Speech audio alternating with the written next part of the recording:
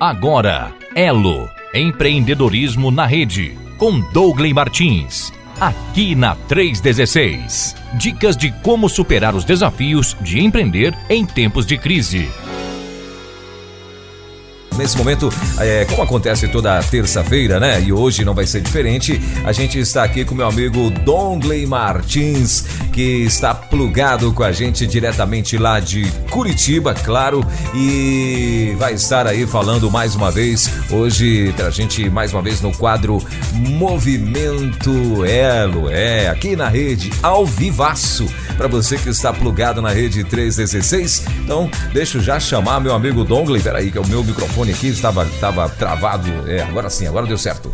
Deixa eu chamar então meu amigo Douglas Martins, que está lá em Curitiba, né? Plugado com a gente. Douglas, bom dia, querido. Tudo bem? Me ouve bem por aí? Bom dia, Welber. Perfeitamente. Estamos aqui conectados de Curitiba. Privilégio enorme estar aqui nessa manhã com toda a nossa audiência mais uma vez. Maravilha! Curitiba, tudo em paz, tudo tranquilo. Fiquei sabendo que tava uma chuvinha ontem por aí, maravilhosa. Como é que tá por aí? Rapaz, tá uma delícia, né? Porque com essa estiagem que a gente tem vivido no nosso país, falta de água para todo lado, né? Verdade. A chuva tem vindo e esses dias têm sido tempos assim, né? Chuva constante, praticamente todo dia tem chovido e a nossa esperança é que isso melhore aí essa condição, né? Que a gente possa sair desse período de risco, de falta de água, né? Temos aqui também, como muitas pessoas no Brasil afora, também vivido uma dificuldade aí com a falta de água, mas vai passar, certamente dias melhores virão. Com certeza, com certeza. E então assim, tá chovendo praticamente no Brasil inteiro, né? Tá chovendo aí praticamente no Brasil inteiro e oremos para que continue essa chuvinha maravilhosa por aí. Bom, hoje vamos falar de que mesmo, Douglas? Integridade. Vamos continuar aquela nossa série, começamos semana passada, né, falando sobre esse tema, trabalhamos um pouco o resgate do caráter, né, falamos 2 semanas aí seguidas sobre esse tema do caráter, é um tema tão importante. A gente viu a definição de caráter como um conjunto de características boas ou más.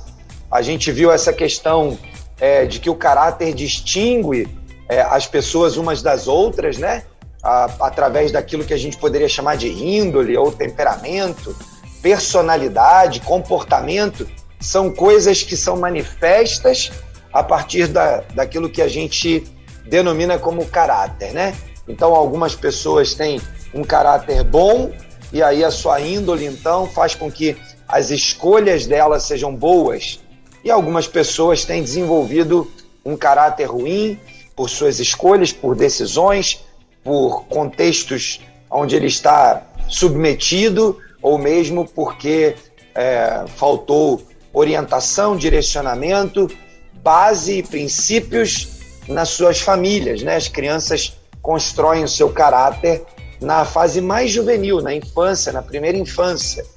E depois esse caráter ele é levado, conduzido por toda a vida. Na adolescência, oportunidades em que os pais têm para trabalhar, né, o reforço de valores, princípios, questões da ética, os conceitos morais, todas essas coisas colaborando para somar, né, na formação do caráter de uma pessoa. E aí chegamos então no limite daquilo que a gente pode entender, né, o caráter como um processo de formação. E aí, hoje vamos conversar um pouco sobre integridade. Eu separei aqui o texto de 1 Samuel, capítulo 12, de 1 a 5. Achei interessante esse texto para a nossa conversa de hoje. A história do livro de Samuel relata, né, ali a experiência do povo quando pede a Samuel que escolha e unja um rei para si, né? Eles olhavam as nações ao seu redor e viam essas nações com os seus reis lutando, guerreando, de certa forma liderando, e o povo de Deus, né, estava ali sem essa figura e por N razões, nós não vamos conseguir discutir tudo isso aqui hoje, nem é o foco principal, né? O povo ficava o tempo todo ali olhando, né, como a gente poderia dizer, para a grama do quintal do vizinho e achando que, porque não tinha um rei, era menos ou era menor do que qualquer outra nação. Mas nós tínhamos até então um governo que era teocrático no sentido mais amplo da palavra. Deus, na sua própria pessoa, através de seus profetas, ministrava, liderava e conduzia o povo, mas ainda assim o povo não estava satisfeito, né? E então o povo aclama Saul como rei, e Saul então faz ali algumas ações iniciais nesse processo de início do seu governo, derrota alguns inimigos. Se você quiser ler aí depois o capítulo 9, 10, 11, você vai ver esse episódio, né? Então Saul convoca o povo e abençoa o povo, e lidera o povo e ganha. E nesse processo, então, o povo meio que dá uma trucada, né? Vamos chamar assim. O povo dá uma questionada em Samuel, dizendo: ô Samuel, tá vendo? Você dizia que não precisava de um rei, coisa e tal, né?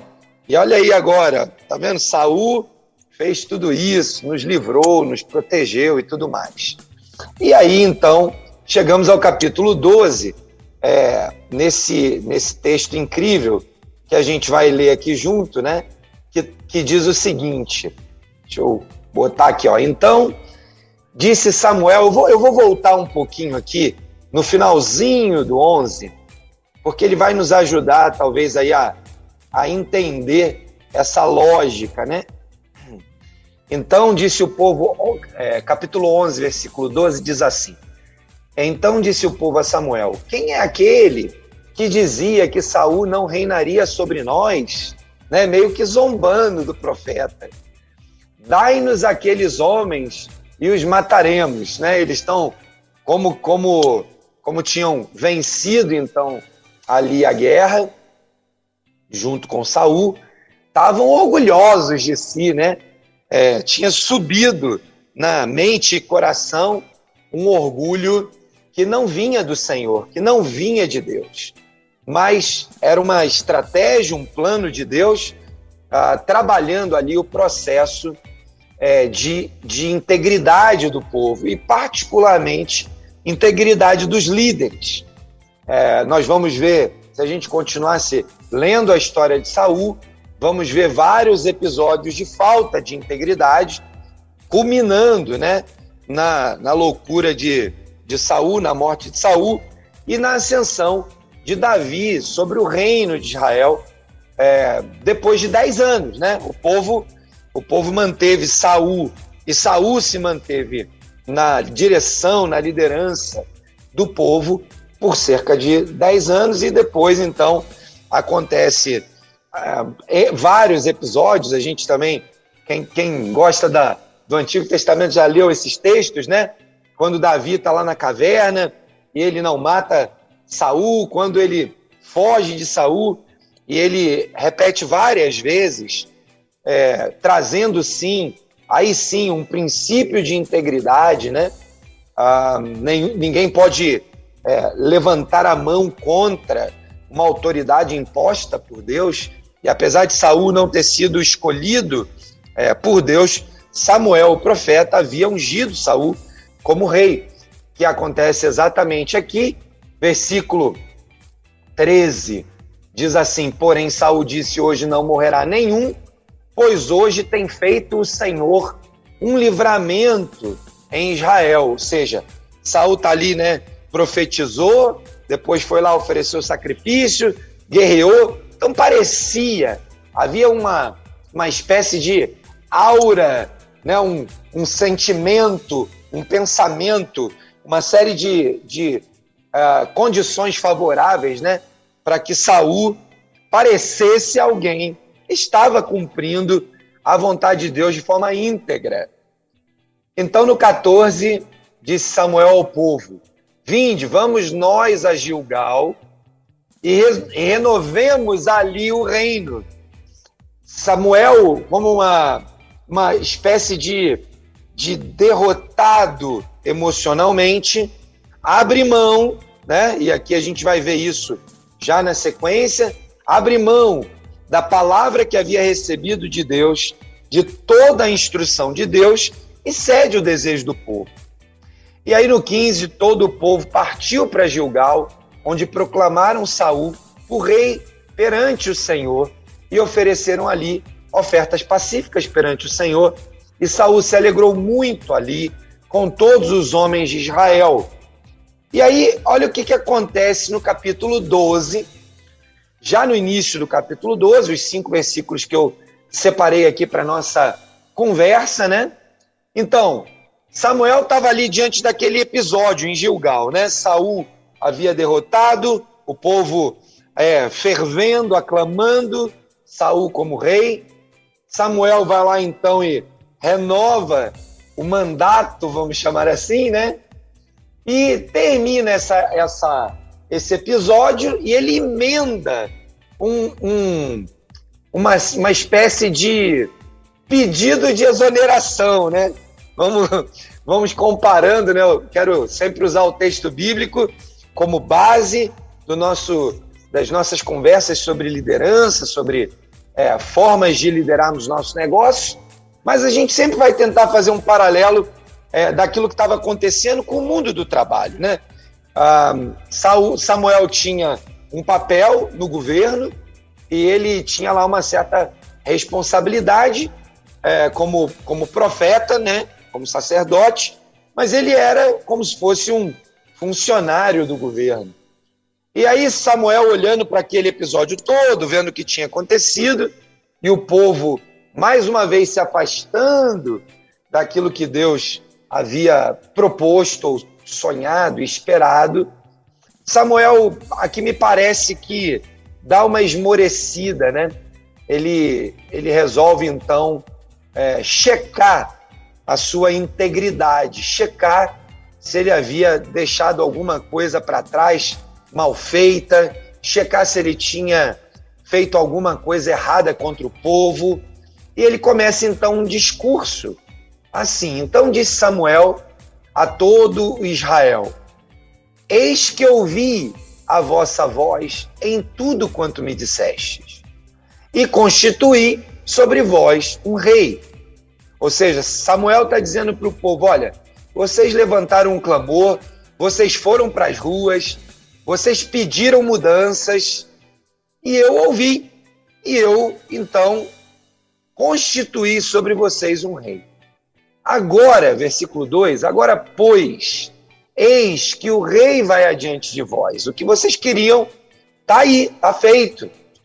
Eu já envelheci e encaneci, e eis que meus filhos estão convosco, e tenho andado diante de vós desde a minha mocidade até o dia de hoje. Quase que um discurso de despedida, né? Eis-me aqui, testificai contra mim perante o Senhor e perante o seu ungido, a quem o boi temei, a quem o boi tomei, a quem o jumento tomei, e a quem defraudei, a quem tenho oprimido e de cuja mão tenho recebido suborno, e com ele encobri os meus olhos e vô-lo restituirei. Ele então faz uma pergunta, uma espécie de afirmação com pergunta, dizendo: gente, eu estou aqui hoje para fazer uma prova de integridade. Está chegando no final da minha jornada, vocês já têm aí os meus filhos, vocês já sabem que eles são os prováveis sucessores nessa cadeira que eu cumpro, nessa atividade que eu exerço, de modo que eu queria ouvir de vocês, do próprio povo: há alguma coisa contra mim? Tem algo que eu roubei, algo que eu tomei, algo que eu peguei, algo que eu deveria ter feito e não fiz? Eu defraudei alguém, eu roubei de alguém, eu prometi algo que eu não entreguei ou que eu não entregasse. Então ele termina dizendo, bom, se alguma coisa dessa eu fiz e isso encobriu os meus olhos, levanta, fala aí, aponta para mim, né? Relata esse episódio e me dá a chance de restituir. E aqui começa então um princípio muito importante da integridade, que nós vamos ver novamente acontecendo lá com Jesus e Zaqueu. O princípio da restituição, quando a gente, de forma equivocada, não íntegra, a gente pega alguma coisa, se apropria de alguma coisa, promete algo que não cumpre, né, ou que não iria cumprir, é nossa responsabilidade buscar restituir, restituição para aqueles a quem nós prejudicamos. A integridade trata de pôr o caráter à prova para que eu possa botar em prática aquilo que eu percebo, que eu entendi, que eu vi, que o Espírito Santo falou ao meu coração, que alguém exortou para mim, né? E aí Samuel então está diante do povo fazendo esse questionamento. Versículo 4 é uma resposta incrível de um líder que, apesar de seus erros, né, como qualquer líder comete, apesar de algumas mazelas, recebe aquela resposta, né, como Jesus nos diz lá no Novo Testamento, servo bom e fiel, entra no gozo do seu Senhor. Aqui Samuel recebe a resposta do povo, dizendo, em nada nos defraudaste, ou seja, você nunca prometeu alguma coisa que você não podia cumprir, você sempre nos entregou aquilo que combinou, nem tampouco nos oprimistes, ou seja, você não usou o seu poder, a sua autoridade, o seu cargo, o fato de ser o dono da empresa ou de ter um cargo de liderança tão importante para nos oprimir e nos fazer acreditar que nós deveríamos oferecer um suborno ou pagarmos por algo indevido. Então a resposta do povo é um endosso ao caráter de Samuel e à integridade de Samuel na sua condução como líder. De modo que nós vemos aqui o exemplo clássico, prático, pragmático de uma verificação de um líder checando com os seus liderados se por acaso a sua integridade foi negligenciada, se o seu caráter foi desviado. E o povo responde, não recebemos coisa alguma da mão de ninguém, ou seja, não recebemos propina, não exigimos propina, não pedimos para mentir em nosso nome, não mentimos em teu nome, não proclamamos coisas que não eram verdadeiras. Então o povo reconhece o caráter e a integridade de Samuel. E aí Samuel diz, o povo diz, né? Samuel diz para o povo, e ele lhes disse, o Senhor seja testemunha contra vós, e o seu ungido seja hoje testemunha, que nada tendes achado na minha mão. E disse o povo, ele é testemunha. Samuel não só fez a checagem do caráter e da integridade, bem como ele faz o povo, de forma positiva, de forma clara, racional, se comprometer, né, com Deus a respeito dessa afirmação. E Samuel, então, reforça a importância dessa atitude de compromisso do povo de manter a identidade de caráter e integridade daquele líder. E aquele líder, preocupado em dar bom testemunho, então reafirma isso e busca racionalmente com os seus liderados, com o seu time, com o povo, aquela confirmação, aquela afirmação. E no 6 ele diz, então, disse Samuel ao povo: o Senhor é o que escolheu a Moisés e Arão e tirou os vossos pais da terra do Egito. Ele começa então a fazer uma narrativa, a dar um discurso, praticamente, né, nessa mesma linha de tá chegando o fim o meu ministério, o meu trabalho, né? Agora, pois, ponde-vos aqui em pé e pleitearei convosco perante o Senhor sobre todos os atos de justiça do Senhor que fez a vós e os vossos pais, havendo entrado Jacó no Egito. E ele começa a contar a história, né, passada, recente, do povo, falando do como Deus havia sido fiel, como Deus era íntegro nas suas promessas, naquilo que se comprometia.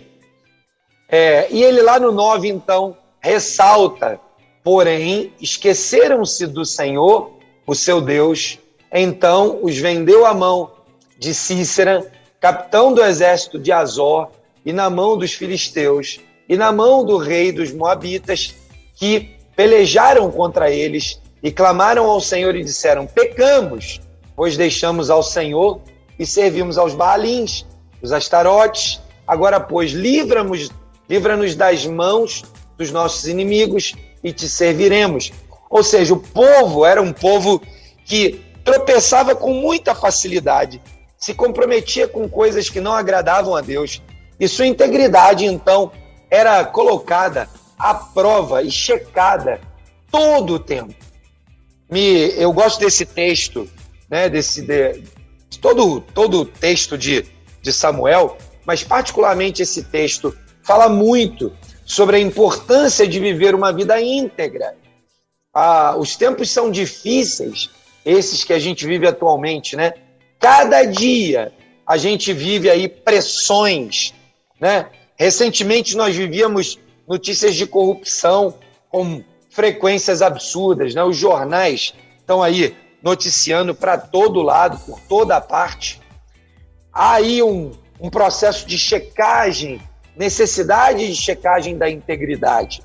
É nosso papel como povo, como nação, checar a integridade daquilo que ouvimos. Assim como é nosso papel como líderes, permitir que o nosso caráter e a nossa integridade sejam checados.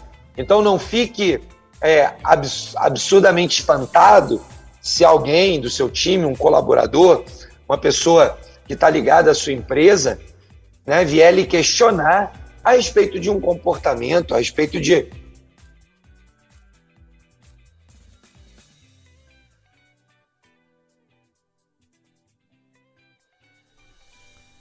Olha, 10 horas e 31 minutinhos em Brasília, 10h31 na nossa capital. Acho que meu amigo Dongley Martins deve ter ficado sem internet nesse momento, né? E ele deve ter ficado sem internet nesse momento, mas já estamos tentando aí uma reconexão com Dongley Martins. Agora aqui... Não nasceu hoje esse tema, não é de hoje esse problema. Há milhares de anos nós vivemos com esse tipo de problema, porque a integridade é algo que o pecado roubou de nós. Não é uma questão de vontade ou não, não é o quanto eu me esforço sozinho. Integridade é algo que foi roubado de nós por conta do pecado original. A natureza do pecado nos faz corruptos. E não é uma questão de se vamos ou não vamos pecar. A questão é quando vamos pecar. Então nós, como líderes, precisamos estar atentos a essas questões, porque não é uma questão de se você vai ou não vai cometer um erro um dia, fazer algo contra a sua própria integridade, né? Fazer algo contra a integridade que você prega, contra valores e princípios da sua empresa. A questão é quando isso acontecerá, porque o pecado que habita em nós luta todos os dias. É o que o apóstolo diz: nossa luta não é contra a carne ou sangue, mas contra os principados e as potestades que estão no ar, pelejando, lutando. É o velho homem lutando contra o novo homem. O que pode parecer perdido por um lado, Por outro lado, também não precisa ser assim. A gente pode trabalhar a integridade, porque antes de tudo, isso é ser como Jesus, é ser imitador de Cristo. A gente pode sempre pensar, quando está diante de uma situação, o que Jesus faria no meu lugar. Né? Talvez você esteja pensando, mas se eu não der propina, se eu não explorar o meu funcionário, se eu não for duro com ele, se eu não falar de forma áspera com ele, se eu não sonegar, no Brasil, eu não vou sobreviver. Eu já ouvi muitos empreendedores dizendo isso. E, meu irmão, eu quero trazer aqui uma palavra de esperança. A palavra de Deus nos garante que com o Senhor, no Senhor, nós somos mais que vencedores. Eu tenho um grande amigo que é dono de uma empresa de consultoria e auditoria, e ele sempre dizia essa expressão nas nossas conversas. Quando você se deparar com uma empresa que não pode pagar impostos, que não consegue vender sem subornar, dá um conselho rápido para essa pessoa. Saia desse mercado ou confronte isso e transforme a sua empresa numa empresa que paga tributos e que não dá suborno. Se por acaso você, depois de tentar várias informações, entender que isso não é possível, então você fecha esse negócio e começa um outro. Porque é impossível que você tenha a bênção de Deus se você viver uma vida de pecado. Então, não dá para a gente continuar dando espaço e acreditando nas mentiras que o diabo conta e a gente cai nela. E a gente não decidir confiar que Deus é quem nos faz superar todas as coisas. E sim, é possível viver uma vida de integridade. Assim como Samuel, apesar de todas as lutas, conseguiu viver uma vida de integridade, foi aprovado por Deus e pelo povo. Nossa integridade precisa ser demonstrada publicamente, checada e verificada com os nossos líderes e com a nossa equipe como um todo, para que a gente possa ser encontrado, aprovado diante de Deus e dos homens. Aí nós estaremos dando bom testemunho do nosso caráter e da nossa integridade. Welber, eu termino aqui essa introdução dizendo, sim, é possível viver uma vida totalmente íntegra, debaixo da dependência do nosso Deus, que é capaz de nos conceder, com toda a segurança, a capacidade de termos os negócios regulares, sem propina, sem suborno, sem sonegação. E caso isso não seja possível, ore, clame ao Senhor, peça ajuda, busque conselhos, temos falado disso todas as semanas. Procure conselheiros na área técnica que possam te ajudar a entender melhor o seu negócio. E com isso, caso não seja possível, meu irmão, faça uma oração de entrega, encerre esse negócio e comece um outro que seja possível viver debaixo da graça de Deus, porque corrupção, propina, sonegação, mentira, nada disso provém de Deus. Todas essas coisas são armadilhas que o diabo coloca na nossa vida para roubar, matar e destruir. A vida de integridade é plenamente possível. Muito bem, Dongley. Agora são 10 horas e 30... Welber. Oi, Dongley, tá me ouvindo? Tá me ouvindo, Dongley? Como eu estava dizendo aqui, né, a vida de integridade é plenamente possível porque nós podemos e devemos viver de acordo com aquilo que a palavra de Deus nos ensina. Nós precisamos de uma direção clara do Espírito Santo para conduzir e construir essa vida de integridade. Sozinho, de fato, é impossível, né, Welber? Isso mesmo, Dongley. Acho que você não estava me ouvindo, mas estava tudo normal aqui. Olha só, Eu quero, inclusive, convidar as pessoas que estão aí ouvindo-nos, né, aqui pela Rede 316. Claro, se você quiser participar aqui desse bate-papo, se você tiver aí uma pergunta, um comentário, você pode ficar à vontade aqui no 11 93003 0316. Esse é o nosso WhatsApp para você participar aí desse bate-papo com o nosso querido Dongley Martins, que hoje está falando aí sobre integridade. Isso nas empresas, né? Tem muitas empresas de fato que precisam rever algumas coisas, né? E tá aí a dica hoje já pelo Dongley. Dongley, tem aqui já algumas perguntinhas para você. Algumas delas você já até meio que já respondeu, mas eu acredito que dá para se aprofundar mais.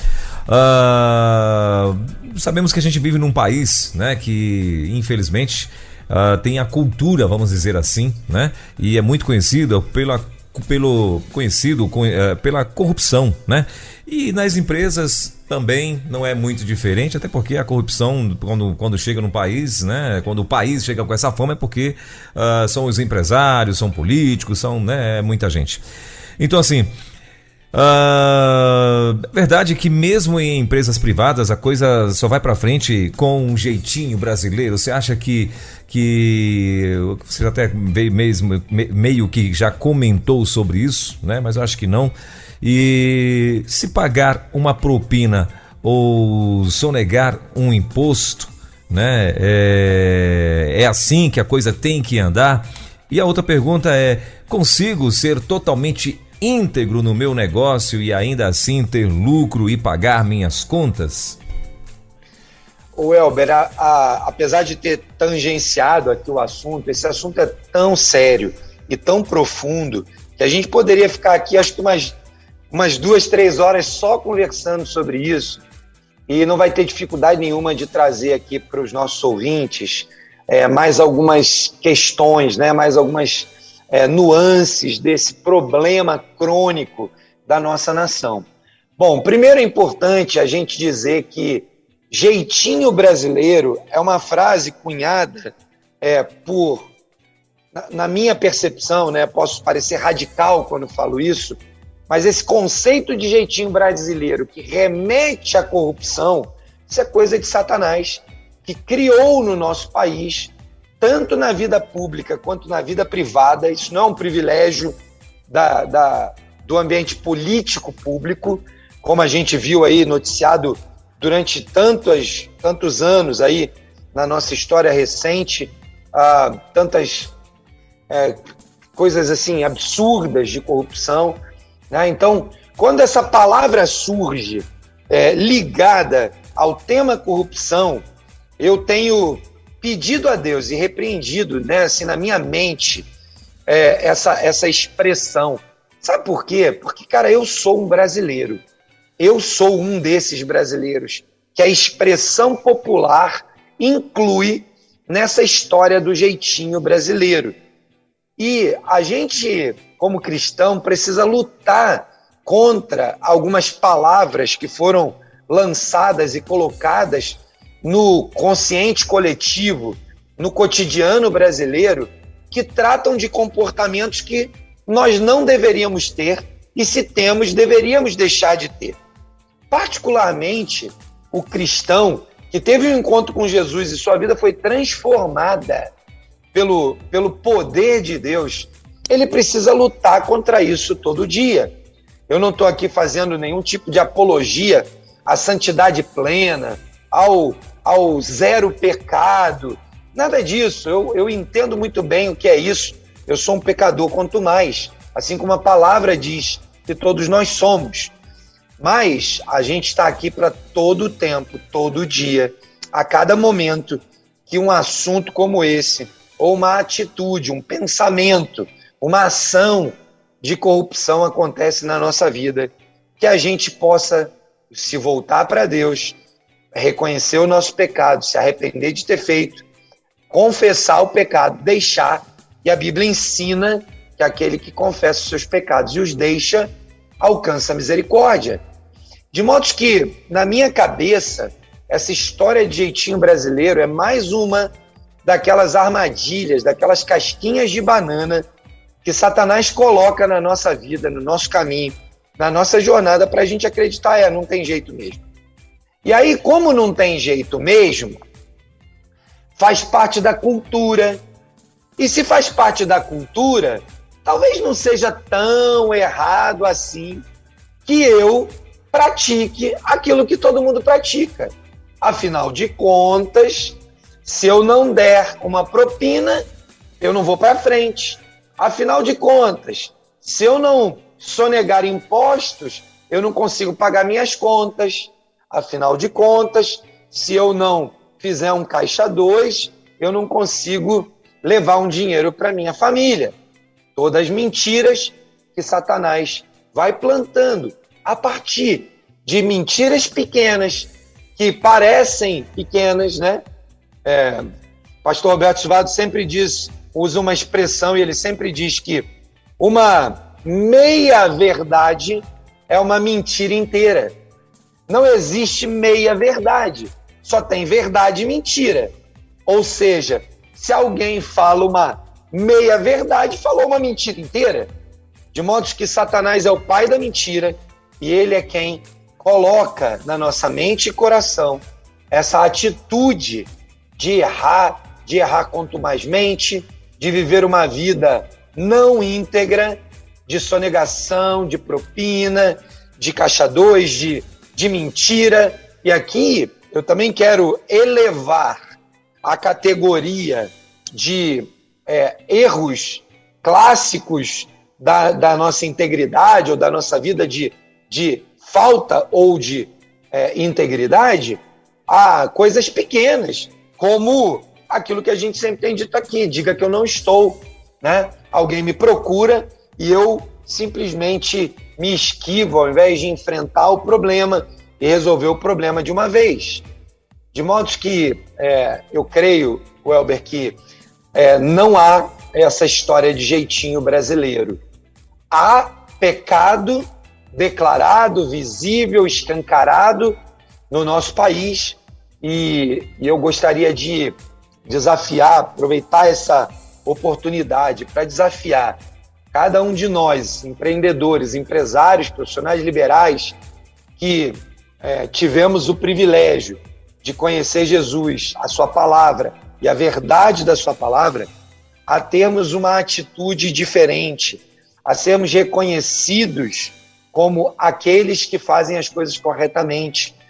No passado não muito longínquo, a gente era reconhecido no Brasil como os Bíblia, como aqueles que carregavam a Bíblia, que iam para o culto, que estavam ali envolvidos, né? Éramos um grupo tão pequeno, né? Há poucos anos atrás éramos menos de 20% da população. Parece que quanto mais nós crescemos como cristãos evangélicos na nossa nação, deveria haver visivelmente uma mudança em determinados comportamentos ou em determinadas atitudes praticadas no mundo dos negócios. E, de certa forma, nós ainda não conseguimos enxergar esse impacto do crescimento nominal do número de evangélicos no Brasil.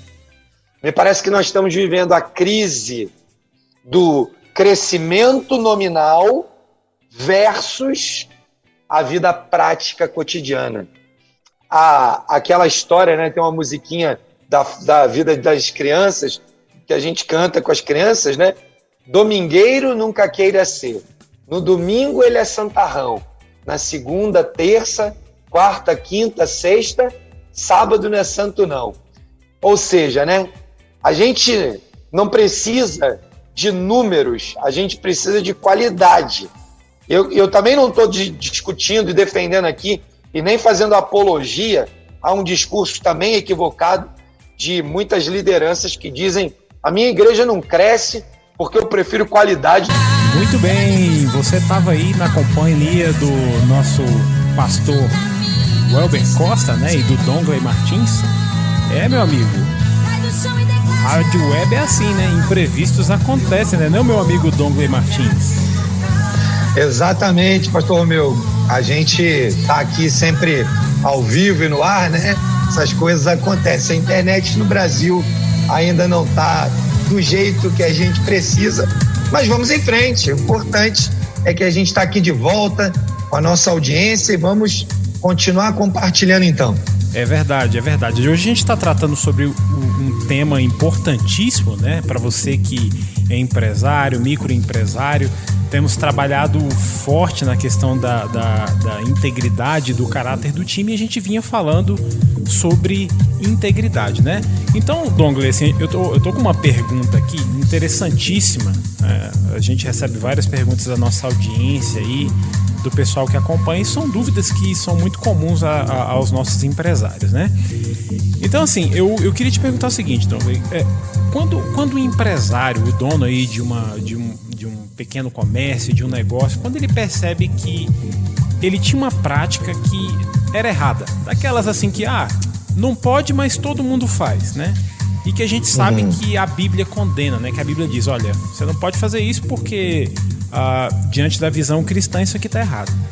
Como é que eu viro pro meu time, pra minha equipe, pro meu funcionário e digo pra ele, olha, é o seguinte, a gente vinha fazendo isso, essa prática que a gente vinha fazendo estava errada. E agora a gente precisa fazer da maneira certa. E como é que a gente faz isso sabendo, por exemplo, que pode diminuir o meu lucro? Sabendo que se eu deixar de fazer essa prática errada, eu vou diminuir o meu lucro. Primeiro, como é que eu viro pro meu time e falo uma coisa dessa, que eu tenho que parar de fazer aquilo? E segundo, saber que eu vou eliminar uma prática que vai diminuir o meu lucro. É excelente, pastor meu, excelente a pergunta, porque eu creio que a gente se depara com essa situação todo dia. Não acredito que algum empresário possa dizer eu nunca vivi essa situação. É provável que muita gente já tenha vivido, e se você não viveu, certamente vai viver. Por quê? Porque no nosso país as coisas são tão complexas, né? A legislação é tão complexa, a estrutura tributária é tão complexa, as coisas são feitas de fato para dar um nó, seja na nossa cabeça ou seja na própria estrutura, né, de checagem, fiscalização, para dar brecha para aqueles que são interessados em viver uma vida sem integridade.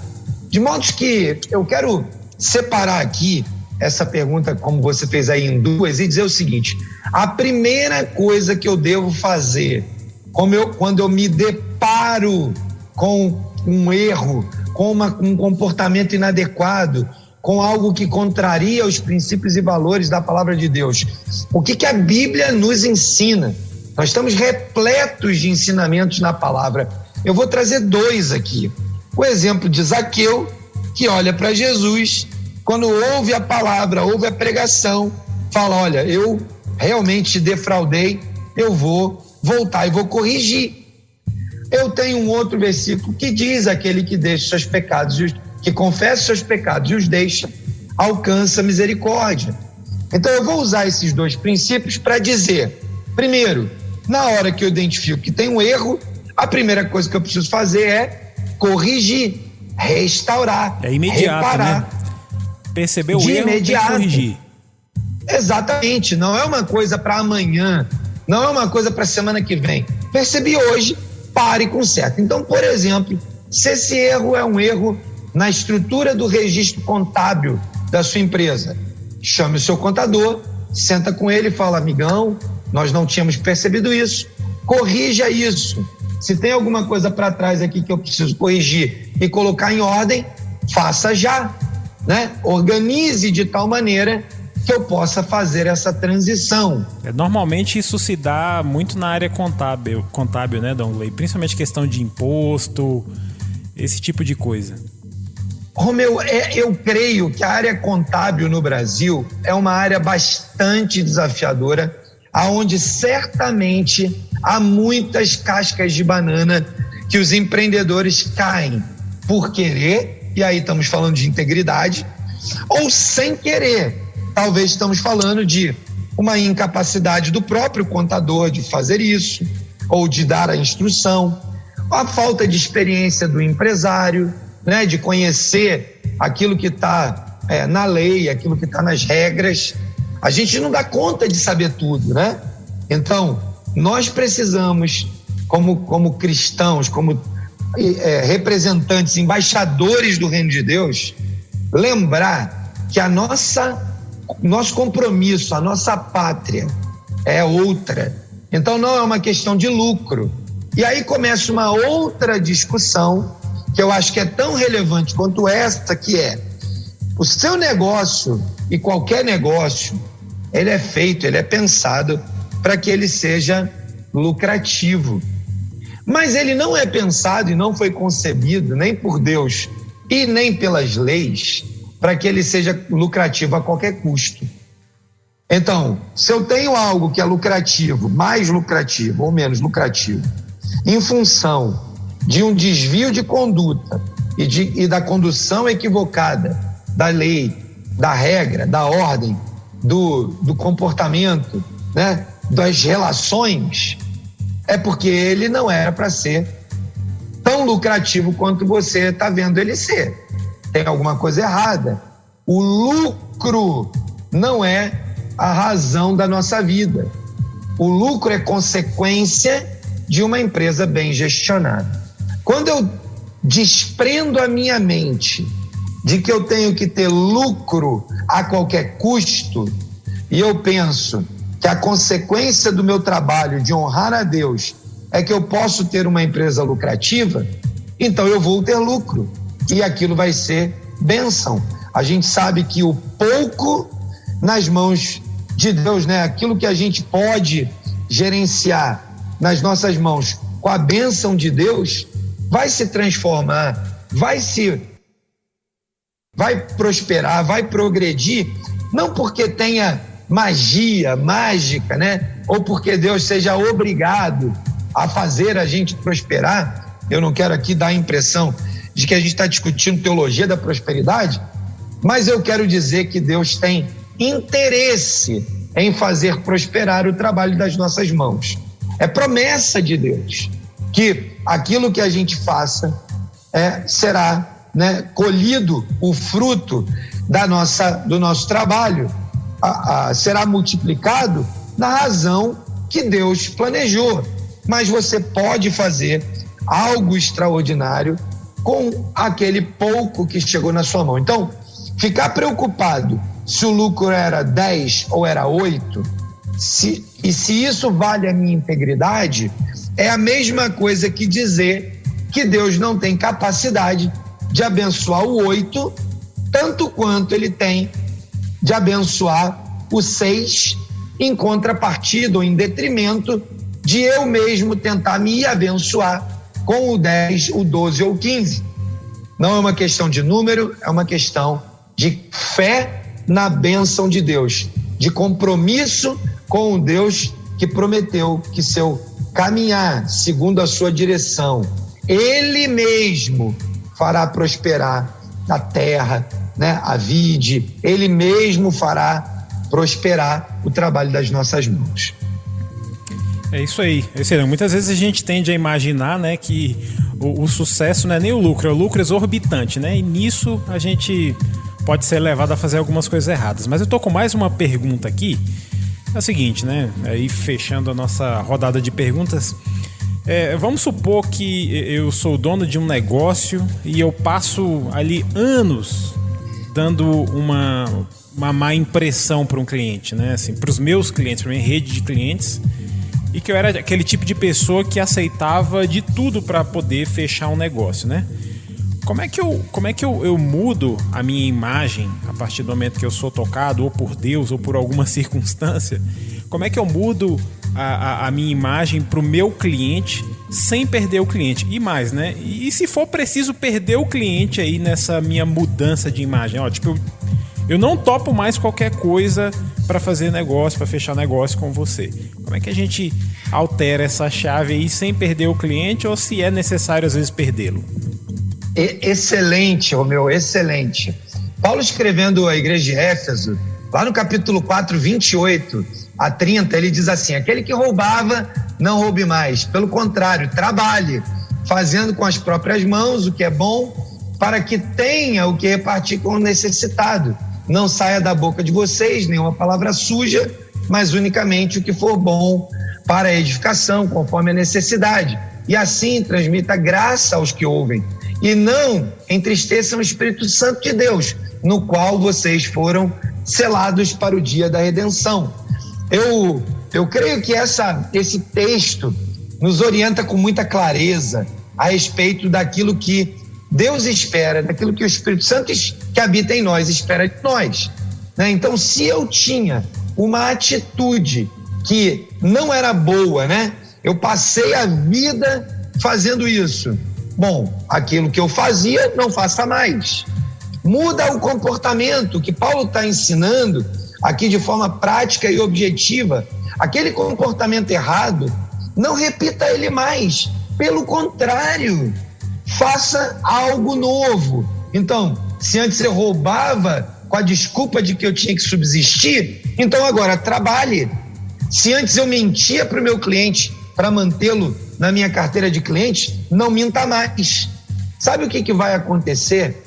Caso você esteja vivendo uma vida de mentira com seus clientes, né? Roubando ele na entrega dos produtos, entregando menos do que entregava, a minha sugestão é: regularize, conserte isso, né? Conserte primeiro a ação, mude a ação. Que roubava, não roube mais.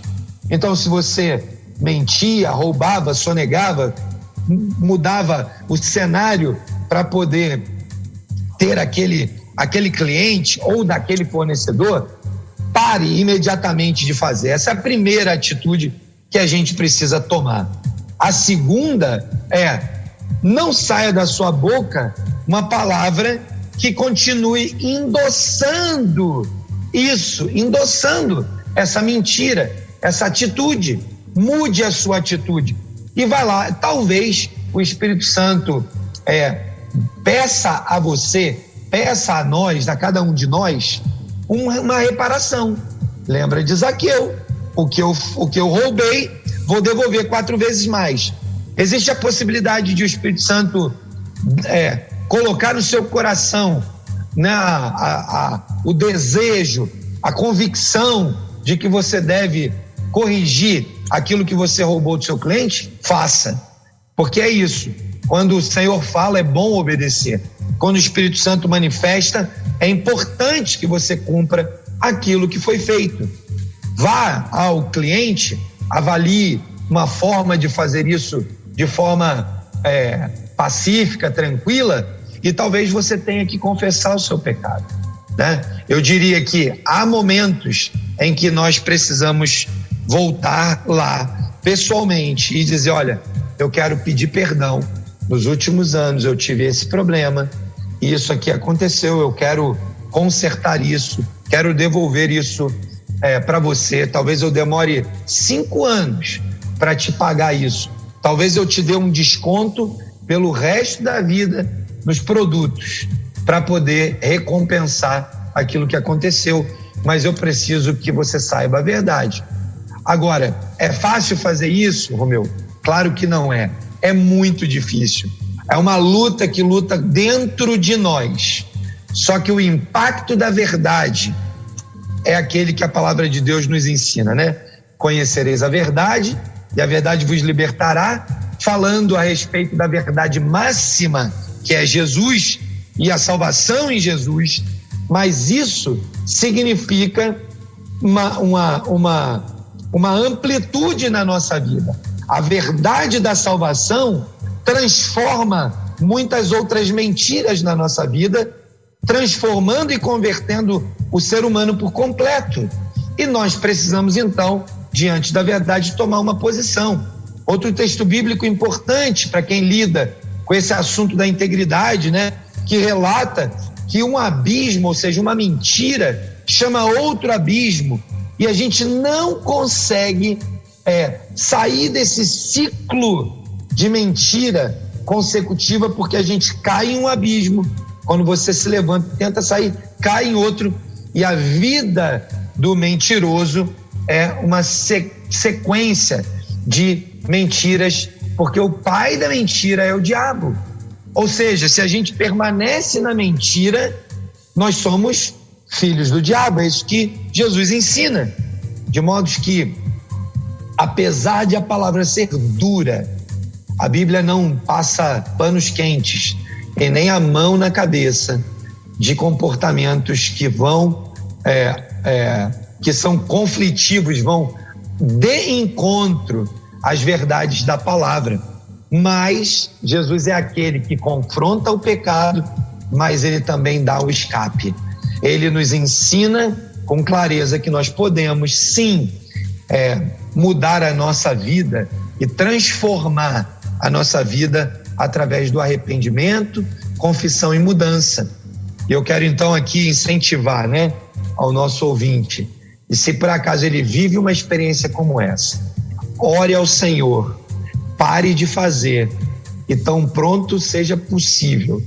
Senta com um cliente, experimenta ter uma conversa franca, explica para ele por que você está fazendo isso, Vá lá e dê o seu testemunho, fale, olha, eu tenho sido confrontado pela palavra de Deus, eu tenho sido confrontado pelo Espírito Santo e eu vim aqui hoje para te dizer que eu negligenciei contigo nisso e eu quero restaurar o que eventualmente eu tenha defraudado.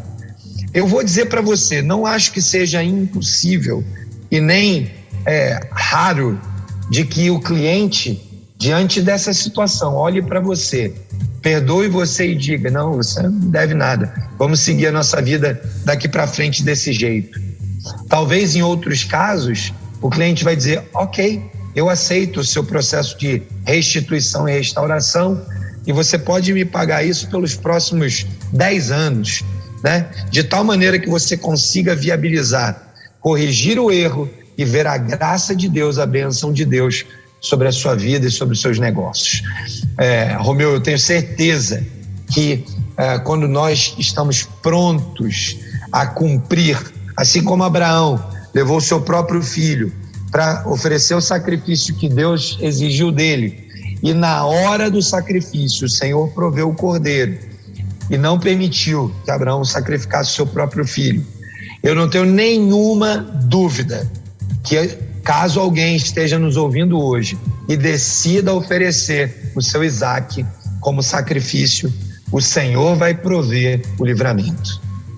É isso aí, Douglas. A palavra de Deus é dura, mas como você disse, ela também traz o escape, Então, com certeza, a partir do momento que o cristão ele adota uma nova postura com relação aos seus negócios, o Senhor vai dando as soluções que ele não tinha em função da situação que ele vivia. Então, exato. Assim, bom, a gente está quase finalizando aqui por conta da hora, mas eu tenho uma pergunta aqui, se você puder responder de claro, maneira bem breve, do nosso amigo pastor Marcelo Costa aí de Itajaí. Ele está dizendo aqui que esse conceito de integridade é um conceito muito amplo e muito interessante. Ele está perguntando como é que funciona a questão da integridade na hora de você estabelecer a política de preço e de salário, por exemplo. Excelente, Marcelo. Obrigado pela pergunta. A Bíblia diz que o trabalhador é digno do seu salário, Ou seja, nós como empresários, empreendedores cristãos, precisamos entender que uma das coisas para as quais a gente foi chamado como líderes no mundo dos negócios é para honrar aqueles que trabalham conosco. Se o negócio do reino são as pessoas e se as empresas são feitas por pessoas, não existe nada de mais íntegro do que remunerar de forma adequada e compatível as pessoas que trabalham para a gente. Isso não quer dizer que você tem que talvez pagar aquilo que você não possa. Compatível significa conforme aquilo que você pode, ok? Então, se você tem uma empresa pequena e é uma empresa que ainda não tem condições de dar uma série de benefícios, faça o melhor que é possível nessa fase da empresa. Se você tem uma empresa grande que tem bastante condições de oferecer uma vida melhor para o seu time, eu quero desafiá-lo então a fazer um bom plano de cargos e salários, um bom plano de carreira, um bom plano de benefícios que abençoe a vida daqueles que trabalham no seu negócio. Paulo escreveu aos Romanos, capítulo 14, e disse: no versículo 17, porque o reino de Deus é justiça, paz e alegria. Não é comida nem bebida, né? Mas depois ele conclui dizendo, é justiça, paz e alegria no Espírito Santo. Então, para os empresários que querem viver esse estilo de vida de uma empresa do reino, segundo a palavra de Deus, nós precisamos promover justiça, paz e alegria. E a gente sabe que parte do processo de produzir justiça nas nossas empresas é remunerar da forma adequada, dentro de princípios justos, financeiros, equilibrados, que o nosso negócio permita. Nós não precisamos fazer além daquilo que o negócio permite, mas também não devemos fazer aquém do que o negócio permite, Romeu. Essa conversa é muito longa, né? Podemos voltar a falar sobre ela, né? Na próxima semana, nós vamos voltar a falar de integridade. Como eu disse, alguns assuntos a gente repete aqui o tema, porque eles são amplos. Então, nós falamos de caráter 2 semanas, vamos falar de integridade também por 2 semanas. Então, você que quiser trazer suas perguntas, enviar para o WhatsApp da rádio, não deixe de fazer isso. Semana que vem nós vamos continuar falando sobre integridade e aí nós vamos poder tirar outras dúvidas, né, Romeu, também da nossa audiência querida aí. Com certeza, é um assunto, como você disse, muito amplo, né? Talvez a maioria das empresas, quando ela fala de conformidade, de compliance, de correção nos processos, elas não sabem que estão recorrendo a um princípio cristão, né? Mas aqui a gente pode de forma clara dizer, né? A palavra de Deus mostrou pra gente aí, tem vários trechos falando sobre a integridade do caráter e como a gente pode aplicar isso nas nossas empresas, né? E a gente vai repetindo e ampliando os temas de acordo com a sua importância. Meu amigo Dongley, mais uma vez, nós agradecemos a Deus pela sua vida. Queria que você fizesse as suas considerações finais aí pra gente se despedir. Ok. Bom, eu quero reforçar essa palavra que o Romeu trouxe, né? Muitas coisas que estão no mundo dos negócios e particularmente sobre o domínio de iniciativas que não estão fundamentadas na palavra, como ESG, governança corporativa, empresa B, sustentabilidade. Todas essas práticas que a gente tem escutado são princípios e valores da palavra de Deus que estão ali à nossa disposição há muitos anos, não é um assunto novo. Às vezes eu vejo, né, em alguns grupos que eu participo, conselhos que eu participo, empresas que eu apoio, comunidades que eu estou envolvida, o pessoal falando de determinados temas, como se fosse algo extremamente novo, como se ninguém tivesse ouvido nunca falar sobre isso. E eu tenho dito isso, cara, você leu a Bíblia? Você já leu a Bíblia? A palavra de Deus fala sobre isso há muitos anos. De modo que eu encerro aqui a nossa conversa de hoje dizendo, qualquer que seja o tema que você quiser, que você precisar para o seu negócio, recorra a princípios e valores da palavra de Deus. Todos eles estão ali. Todos os que você precisar para construir um negócio saudável, abençoado, próspero, bem governado, bem administrado, você vai encontrar princípios e valores na palavra de Deus para isso. Maravilha. Bíblia sempre trazendo o que a gente precisa para a vida, para os negócios, né? E o mais importante para além dessa vida. Muito obrigado, meu amigo Dongley. Eu aguardo você, nós aqui da Rede 316, né? Pastor Welber, que é o nosso líder aqui no Bom Dia Rede. E a gente se vê na semana que vem. Deus abençoe, meu irmão. Amém. Forte abraço. Semana abençoada aí para todo mundo. Valeu, um abraço. Elo, empreendedorismo na rede, com Douglas Martins. Baixe agora os podcasts em nossa plataforma rede316.com.br. Dicas de como superar os desafios de empreender em tempos de crise.